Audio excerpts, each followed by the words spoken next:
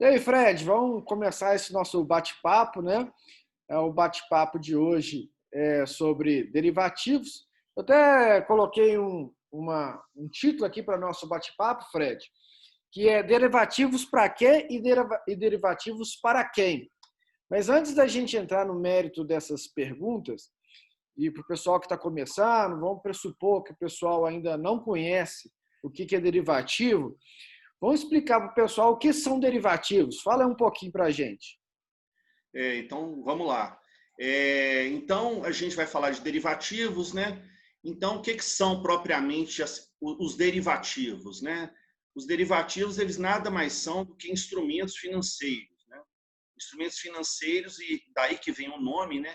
Que eles derivam do preço de mercado de um bem ou de um outro instrumento financeiro, tá? Então, ou seja, na verdade, eles são como contratos, né? Eles são contratos ou títulos, né?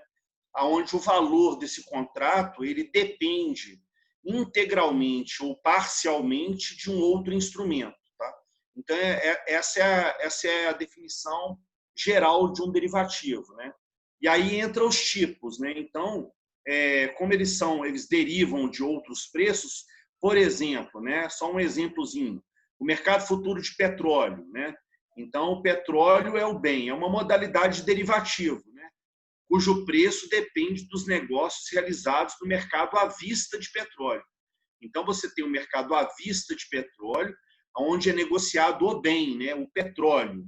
E você tem o mercado de futuro de petróleo, onde são negociados contratos que derivam do preço desse bem.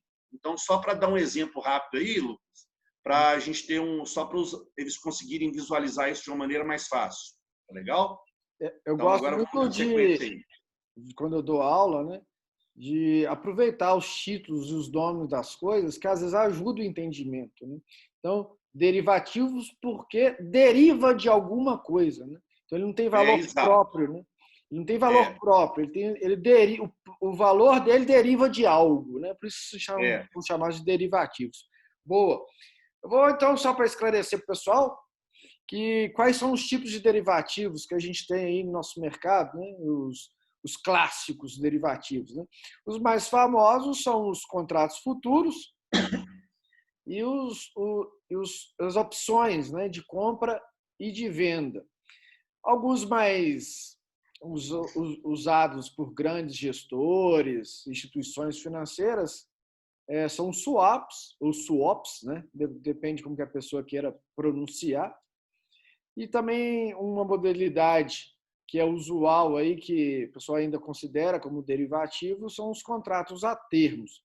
Mas os que têm mais liquidez, inclusive que estão dentro da bolsa, né, de valores, são os contratos futuros, que, como o Fred falou, deu um exemplo aí do contrato futuro de petróleo, mas poderia ser de dólar, né, poderia ser de arroba de boi, café e por aí vai.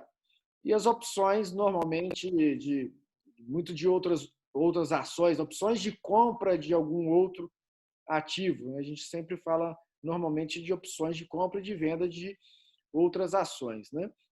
Eu acho que está aí bem objetivo, pessoal, de dar um início, saber o que a gente está falando. E aí, a gente vem no nosso tema dessa bate-papo, derivativos para quê, Fred? Conta para o pessoal aí. Pois é, né? Essa pergunta é, como muita coisa no mercado financeiro, né? Só pergunta simples com resposta bastante complexa, né? Mas a gente poderia dizer que os instrumentos derivativos, eles têm algumas finalidades, né? Quer dizer, quando a gente volta lá, né, em como eles foram criados, quer dizer, e é o principal uso dele, e que é o instrumento de proteção, né? Proteção que deriva do termo inglês que a gente usa muito no mercado financeiro, né, Lucas? O termo hedge, né?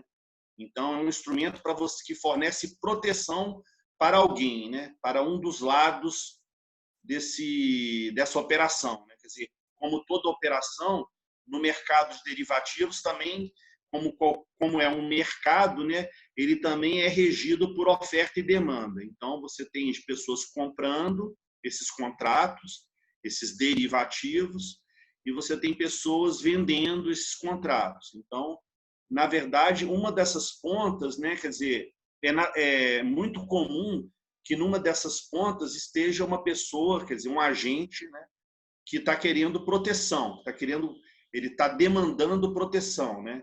Então, ele está querendo, por exemplo, travar uma cotação, depois a gente vai falar disso, né? Mas travar uma cotação de um câmbio, ou proteger sua carteira de ações, né? Ou, por exemplo, ele é um produtor de milho, né? Que vai vender um milho daqui a um ano, e ele ainda está na fase de produção, mas ele quer ter a garantia que ele vai conseguir mais ou menos o preço, quer dizer, mais ou menos não, ele pode efetivamente travar o preço, ele vai conseguir o preço que está hoje para vender, lógico, acrescido de uma taxa de juros, a gente vai ver isso mais para frente, mas ele vai conseguir um preço, ao preço presente de hoje, para ele conseguir comercializar esse milho no futuro, né? Ele não quer ter às vezes, uma surpresa muito negativa a respeito do preço futuro desse milho, ele quer ter uma previsibilidade, né, da, da produção dele, né, do comércio dele, né? Então, o derivativo serve para esse tipo de proteção, né? Um outro para quê, a gente continuando no para quê, né? É muito comum, aliás, é o mais comum no mercado financeiro, né? E é por isso que os derivativos cresceram tanto de tamanho esse mercado, né, em termos de volume financeiro, que é um mecanismo de especulação, né? Então, você pode ter, por exemplo, numa ponta, o tradicional, digamos assim, você ter numa ponta o cara que quer fazer hedge, que a gente chama do hedger, e na outra ponta um cara querendo especular com aquele preço. Então, na verdade, os contratos de derivativos, eles têm uma característica de ser um jogo de soma zero. Então, na verdade, no futuro, né, o que vai acontecer é um confronto, vai ter um lado ganhador e um lado perdedor. Nesse sentido, né, a gente poderia falar que tem um jogo, né? É um jogo de soma zero, onde alguém ganha e alguém perde. Só que a gente tem que pensar, né, que o cara que está fazendo proteção, ele não está preocupado em perder se o preço do milho subir. Ele está falando só o seguinte para o mercado, a leitura dele é a seguinte, olha, desde que o preço não caia muito, eu já estou muito satisfeito, eu não sou um especulador, eu não quero ganhar dinheiro com variação do preço do milho, muito pelo contrário, eu quero travar a cotação do milho, eu quero ter a garantia de que eu vou poder me dedicar ao meu negócio com tranquilidade. A mesma coisa um cara que tem um fundo, né? Vamos falar assim, um fundo que tem uma grande carteira de ações, muitas vezes ele quer passar por um momento de turbulência na bolsa, ele não está preocupado em ganhar muito dinheiro, ele está preocupado em proteger o patrimônio do fundo, né? Muitas vezes a gente está falando aqui... Deixar isso aí para a próxima pergunta, esse tema. Vamos. Muitas vezes a gente está falando aqui de um fundo de previdência, né? Quer dizer, onde ele tem... você sabe melhor disso que eu, né, Lucas? Você trabalhou com previdência, né? Então, daqui a pouco. E por último, assim, e ainda tem um terceiro para quê, né? Que é os derivativos, como muitas vezes, para você negociar eles, você não precisa ter o valor integral do contrato, você apenas trabalha com uma garantia sobre aquele valor, né? Quer dizer, uma porcentagem daquele valor, que no nosso caso aqui, quem define essa garantia são critérios técnicos definidos pela B3. Então, isso permite que você produza muita alavancagem, né? Então, que é um outro para quê, né? Então, fechando a sua pergunta, né? Tentando ser breve, já não sendo, né, Lucas? O para quê é para proteção, para especulação e para alavancagem. Se eu esqueci alguma coisa aí, você complementa. Pois é, eu acho que eu acrescentaria uma coisa só aí, que são os arbitradores, né? Olhando às vezes para o mercado futuro e o que está acontecendo no mercado à vista, vê uma distorção e aí quer dessa distorção arbitrar essa distorção, que é uma distorção que não tem uma lógica racional, né? Um efeito emocional vamos dar, para não ficar muito teórico demais, né? Vamos supor que o índice Ibovespa, né, está subindo 1%, e aí, de repente, dá uma distorção, o índice futuro do Ibovespa está subindo 2%, não faz sentido, né? Tem uma distorção aí. E aí você pode aproveitar essa distorção e arbitrar, né? Vendendo um contrato futuro e comprando no outra ponta, e aí tentando pegar o que a gente chama aquela operação short em sales, né? Long short, na realidade, desculpa, que aproveitando essas distorções onde não deveria existir. Então, eu acrescentaria só isso, e se você quiser também me complementar, fica à vontade aí. Inclusive, isso entra, isso você falou é perfeito, né? E entra, inclusive, no próprio conceito de eficiência de mercado, né? Quer dizer, por que os mercados tendem, eu gosto muito de olhar para esse conceito de mercados eficientes, né? Você vê muitas pessoas, assim, é um debate infindável na economia e no mundo das finanças, se os mercados são eficientes ou não, né? Uhum. Mas se a gente olhar lá para o conceito, assim, a gente conseguir uma maneira elegante da gente abordar esse conceito, né? Que é mais ou menos assim, acho que essa foi a ideia econômica que o Fama, né, que criou esse conceito, quis propor, né? Que é uma ideia seguinte: os mercados, a eficiência é um conceito de limite, quer dizer, toda vez que o mercado não está precificando de maneira eficiente, ele entra num processo de arbitragem. E a própria arbitragem tende a corrigir os preços até eles se tornarem eficientes. Então, a melhor maneira de você entender eficiência de mercados é entender ele como um processo de limite. Quer dizer, então, assim, colocando num jargão bem do nosso dia a dia, né? É igual oportunidade, né? Oportunidade. Tem uma oferta, né? Então, assim, por que as ofertas têm que ser uma exceção, né? Porque a maioria das ofertas na verdade, até nem são tão ofertas, porque toda vez que você tem realmente uma oferta muito grande no mercado, a tendência é que o próprio mecanismo de mercado corrija, né? Porque, por exemplo, se tem um lugar ali que está vendendo uma coisa, está vendendo laranja muito barato, tem um supermercado ali que está vendendo laranja muito barato. Duas coisas, o mercado vai produzir duas coisas. Vai todo mundo correr para lá, que é uma grande oportunidade, ou o preço dela vai aumentar, porque a demanda vai aumentar e a promoção vai acabar, ou efetivamente o produto vai acabar, porque vai todo mundo comprar tudo e a promoção vai acabar. De alguma maneira, o mercado vai acabar com aquela promoção. Então, isso levando aqui para o mercado financeiro, o processo de arbitragem, olhando para o conceito econômico de mercados eficientes, ele tende a ser sempre um processo que tem uma natureza temporária, porque o próprio mercado tende a corrigi-la, né, Lucas? Isso que eu acho que a gente fecha esse item que nós acrescentamos, né? Que exatamente, ele é muito temporário, de curto prazo, né? Porque ele não faz sentido racionalmente, porque acontece isso que você está dizendo, né? Ele é corrigido pelo próprio mercado. Exatamente. E também é por isso que ele quando se vê, deve se aproveitar. Porque quem vê primeiro aproveita daqui e é quase que um ganho relativamente certo, né? Porque perde um pouco daquele risco de uma coisa que não era para. O risco é natural, mas ali está uma distorção sobrenatural, entre aspas, né? E aí tem essa correção muito rápido, né? E tem outra coisa, né? Só fechando, no mundo do mercado financeiro, quando a gente fala realmente de bolsa de valores, hoje você tem esses grandes players do mercado, que são os bancos, que são as grandes gestoras, os grandes fundos, todos eles trabalham com algoritmos, né, de alta frequência, então esses algoritmos captam e inclusive muitos desses grandes bancos trabalham globalmente, né? Então, se o cara percebe uma distorção entre, por exemplo, a cotação do real contra o dólar, o mecanismo do próprio sistema já entra comprando um e vendendo o outro, e aí vira uma luta de algoritmos, né? Então, assim, essas correções elas estão acontecendo cada vez mais rápido no mercado financeiro, porque a gente está caminhando para a gente está se tornando um mundo de alta frequência, né, e de grande tecnologia, né?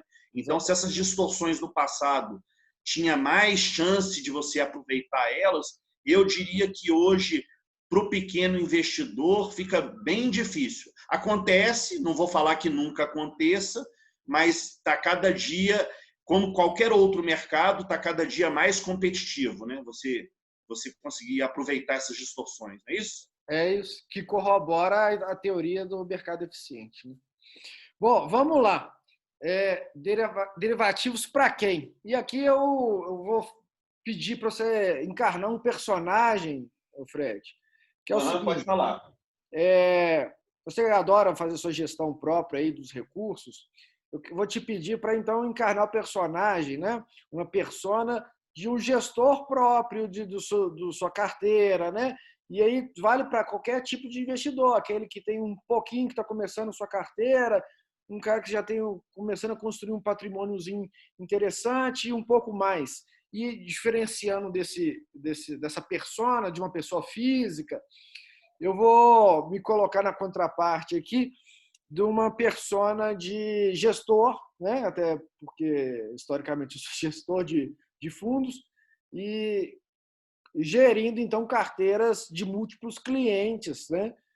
E com um sistema mais institucional, de regras normativas da CVM, que são além do que você pode fazer, às vezes, como uma pessoa física, né?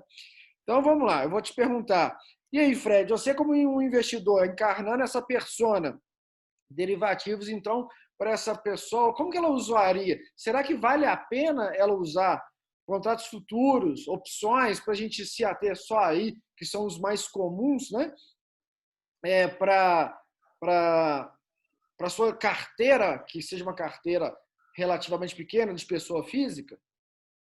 Pois isso é muito importante, né? Porque a gente avisar, inclusive, sobre os riscos, né, que estão envolvidos nesses instrumentos, né? Então, a gente que já tem muitos anos aí mexendo no mercado financeiro, né? Todo mundo que tem muitos anos de mercado financeiro conhece aí diversas pessoas que se deram muito mal com derivativos, assim, passaram grandes perrengues, né? Quer dizer, perderam muito dinheiro, né? Enfim, então isso decorre primeiro, né, do processo de alavancagem, né? Então, a alavancagem você pode usar em linhas gerais. Como eu estou fazendo o papel aqui do pequeno investidor, eu diria que você não deve usar, tá? Porque é muito arriscado, tá legal? Assim, inebria, né? Por exemplo, então você pode ter. Eu lembro quando eu comecei na bolsa, eu lembro que eu tinha um amigo meu que já mexia há muitos anos, né? Isso foi há uns 10 anos atrás, aí mais ou menos, 9, 10 anos atrás. Aí eu lembro que ele falava comigo, olha, a pior coisa que pode acontecer com quem especula no mercado financeiro, no primeiro momento, é ganhar, porque vai te passar porque a bolsa é uma coisa meio patética, né? Ou ela sobe ou ela cai, né? Então, é um jogo que só tem dois. Então, se você comprou, subiu, você vai achar que você é muito bom de serviço porque você ganhou, né? Então, isso vai acontecer, assim, sendo aleatório aqui, metade das vezes. Então, o melhor que pode, ele falou, o melhor que pode acontecer com um iniciante na bolsa é ele já perder logo no início um bocado, um pouquinho, para ele sentir o drama da coisa. Quando o cara dá sorte no início de ganhar, ele fica incentivado a correr mais riscos. E no caso que a gente está falando, se alavancar mais ainda. Então, a alavancagem, eu diria que para o pequeno investidor, em linhas gerais, ou com muita parcimônia, eu diria que não deve fazer.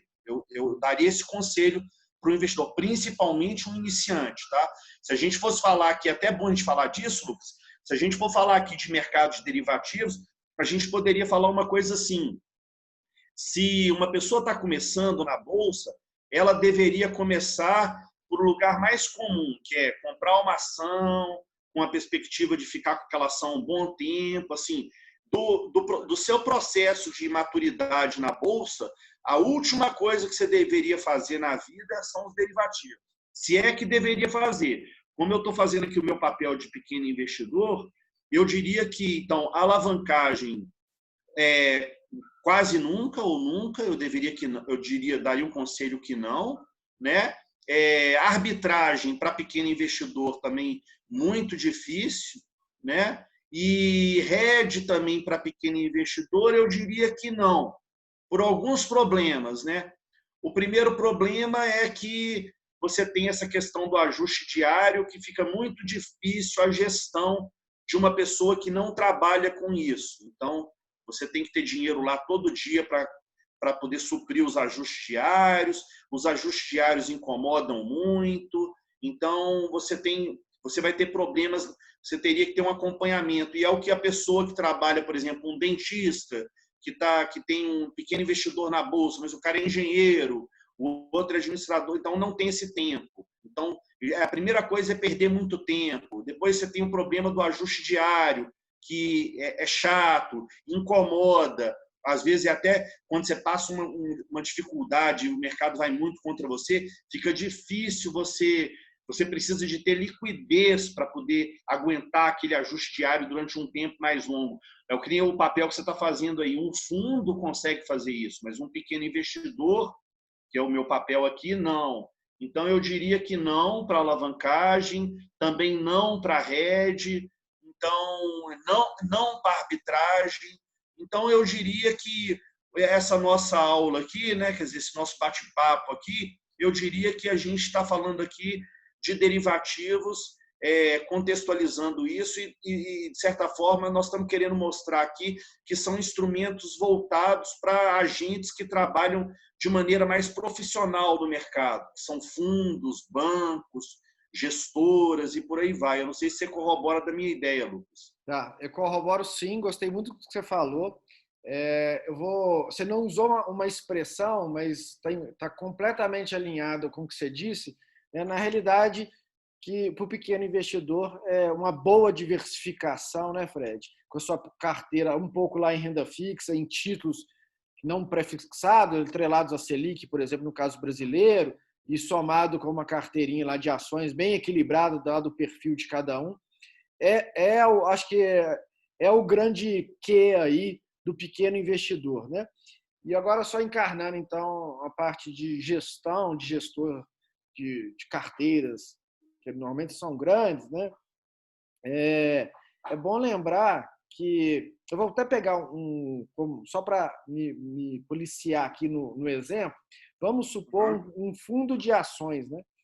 O pessoal, não sei se sabe, que não está nos assistindo, que o fundo de ações vem de uma instrução normativa da CVM, e dentro dessa instrução normativa da CVM diz que o fundo de ações ele tem que ter, no mínimo, 67% aplicado em ações. E faz sentido, porque se é um fundo de ações, ele tem que estar mais exposto naquele risco que ele se comprometeu, que no meu exemplo são as ações.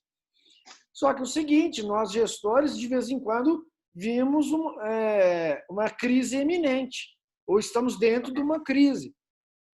E o que a gente menos quer é ver a crise e ficar de mãos atadas. Então, como que a gente protege o patrimônio do cotista, né, dos investidores do fundo, para minimizar aquela possível perda, que é o próprio risco, né? A possibilidade de perder. Então, o gestor, dado a limitação legal de ter que estar posicionado, no meu exemplo, em ações, em 2/3 da carteira em ações, como que ele minimiza o risco? Acessando o mercado de derivativos. E aí é a hora que você vai fazer dentro da carteira, na gestão da carteira, que embutido sempre no nosso raciocínio aqui, né, Fred? A gente está fazendo o quê? A gestão do risco dos nossos investimentos, seja para um grande grupo de investidores, seja para a carteira própria de cada um. Então, acessar o mercado de derivativos para uma carteira é fazer, então, aquelas operações naquele conceito primário de derivativos, que é o conceito de hedge, né? Aham. Se proteger de grandes perdas, se proteger de grandes oscilações, né? Da volatilidade do mercado, quando tem grandes torções, ou tem até gestores mais conservadores, que às vezes até trabalham constantemente dentro da sua política de investimento para aquele fundo que ele faz gestão, desde que esteja lá na política de investimento, sempre atuando sistematicamente no mercado de derivativos como proteção, né? Então, ele quer aproveitar de um pouco do ganho, mas ele está querendo muito mais minimizar o risco, assumindo, então, um pouco aí da possibilidade do retorno, né? Então, aí a gente atua no mercado de derivativos com contratos futuros, fazendo hedge, né, com opções, né, normalmente são opções de venda, ou até mesmo, né, como a gente fica gerenciando muito risco, às vezes você fica com medo de se posicionar ainda mais nas ações, e aí, em vez de você comprar mais ações, na realidade você compra uma opção de compra de algumas ações, né, de algum índice, para também não aproveitar, perder alguma oportunidade de uma alta de mercado. Então, eu acho que a gente fecha esse primeiro bate-papo com uma noção geral para os investidores aí bem satisfatória, né? Foi um bate-papo aí em torno aí de acho que deve estar dando mais ou menos uns 25 minutos. E aí a gente vai aprofundando o tema, a gente vai fazendo outras lives dessa aí, e a cada live, bate-papo, a gente vai fazendo um incremento aí na profundidade do assunto, né, Fred? Gostou do nosso bate-papo? Exato. É muito bom, né? Eu acho que valeu a pena. Eu acho que para a gente, assim, pelo menos, porque eu acho que a gente mudou o foco, em vez de falar apenas também só o que são os derivativos, mas mais no sentido de orientar as pessoas. Eu acho que vale a pena essa palavra final aqui, no sentido de tomar cuidado com esse instrumento, né? É um instrumento que, ou seja, ele é muito pouco adequado, né? O papel que eu fiz aqui ao pequeno investidor. Isso que você falou foi perfeito, né? Quer dizer, a ideia de você ter uma carteira diversificada, se você quer realmente atuar, quer dizer, você pode, como que um pequeno investidor atua na bolsa? Ele atua diretamente com uma pequena carteira de ações, por ele ser pequeno investidor, ou ele atua indiretamente colocando dinheiro num fundo. Então, você pode fazer isso também. Mas se você quer atuar tendo sua própria carteira, atuar diretamente na bolsa, a gente acabou de falar aqui, né? O melhor é você ter uma carteirinha e aí diversificada, com algumas ações, né? E entender as volatilidades do mercado como normais, quer dizer, geralmente o dinheiro que você coloca no mercado de ações, particularmente, é um dinheiro que você não está querendo contar com ele no curto prazo, é um dinheiro com um viés mais de médio, longo prazo. Então, você está ciente disso, muito mais do que você tentar, quer dizer, a gente fechando aqui, falando assim, os derivativos não são instrumentos de proteção adequados para o pequeno investidor, não é isso? E outra coisa que a gente falou também é que o pequeno investidor deve tomar muito cuidado com os mecanismos, tanto com hoje que você tem muita gente querendo entrar na bolsa para fazer especulação.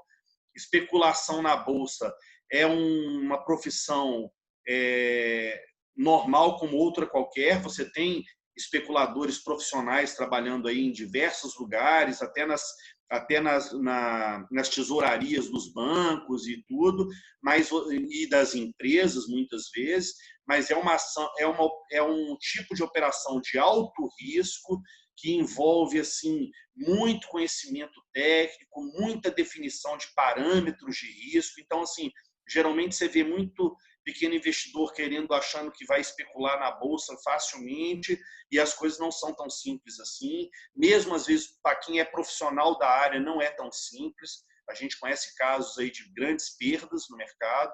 Então, o pequeno investidor, que é o meu papel aqui, tomar bastante cuidado, evitar a especulação, porque a especulação deve ser feita por especuladores profissionais, e olhe lá, né? Então, assim, você fala assim, é igual jogar tênis. Se você quer jogar tênis, para você ganhar dinheiro com tênis, você tem que se tornar um profissional. Para você ter alguma chance como um especulador, você também tem que ter uma atitude muito profissional. Eu diria que é até mais difícil do que jogar tênis. Então, o pequeno investidor, uma palavra que eu queria finalizar o nosso primeiro bate-papo aqui, tomar muito cuidado com essa tem um fomento à especulação muito grande hoje aí na internet. Isso é perigoso, tá? Você pode perder a poupança sua de uma vida numa brincadeira, principalmente com derivativos, e também tomar muito cuidado com esses mecanismos de alavancagem, né? Que também são perigosos, né? Então, assim, ou seja, os instrumentos que nós estamos olhando aqui são instrumentos muito curiosos, muito importantes e muito úteis, mas a gente concluiu aqui o nosso bate-papo falando que eles são instrumentos adequados para quem trabalha com grandes somas, que tem muita liquidez, que tem uma equipe profissional e que faz gestão de recursos de terceiros de maneira profissional. São instrumentos pouco adequados ao pequeno investidor. Não é isso, Lucas? Isso aí. Acho que você falou tudo, eu não preciso nem complementar. Eu encerro, então, esse bate-papo. Te agradeço, Fred. Para quem Obrigado. não conhece, talvez não me conheça ou não conheça o Fred, a gente vai colocar um mini currículo aqui na descrição desse vídeo, e aí a gente vai fazendo outras conversas oportunamente. Então, um abração, Fred, abração quem está assistindo. Abraço a gente aí, obrigado a todo mundo que assistiu até o fim. Um abraço. Tchau.